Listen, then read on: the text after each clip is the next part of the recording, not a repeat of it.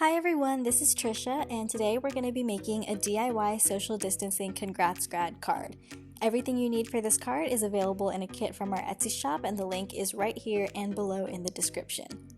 This cute mini card is 3 by 4 inches when closed and has a little face with a face mask on the front, but when you open it up, it reveals a smiling face wearing its grad cap. So the kit is available in all these different colors, and you can choose the one that your grad will like the best. Today we're going to be doing a tutorial for the white one. So the kit comes with 4 pieces, this unfolded card, 2 grad caps, and the yellow smile. These are all the materials that you will need for the card, as well as some sort of glue or adhesive.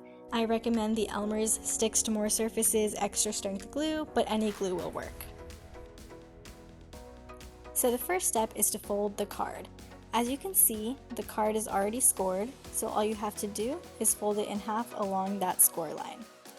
Make a crease and you have your card ready for the next step. So the next step is a little more involved. It's going to be gluing the smile onto the inside of the card. So you're going to take your smile and then open up your glue stick or whatever form of glue you decide to use. What you're going to do is you're going to flip your smile over and put some glue on the back. I usually just put glue in the center and try not to get too close to the edges because you might need to adjust it a little bit later on. So once you have enough glue on the center, you're going to stick the smile into the card. The way I like to do this is I actually open up the card and line the smile up with the mask on the front of the card and then close the card backwards. This way I can know exactly where it's going to be when I open the card back up. So you want the mask to be covering the smile completely, so it's okay if this takes a few tries. This is why it's important not to put glue all the way to the edge of the smile because you may have to adjust it a few times before it dries. So when you flip the card over, you can check if your smile is aligned. This one looks good, but you can always shift it or adjust it slightly before the glue dries to make sure it's exactly where you want it to be. So next you're going to take your first grad cap to glue on the inside of the card. Put glue on the back of the cap and make sure you cover the whole thing with glue so it sticks to both the smile and the card. Make sure the tassel is on the right side of the smile. You don't want to put glue on the wrong side because it doesn't look as good if the tassel is going the other way.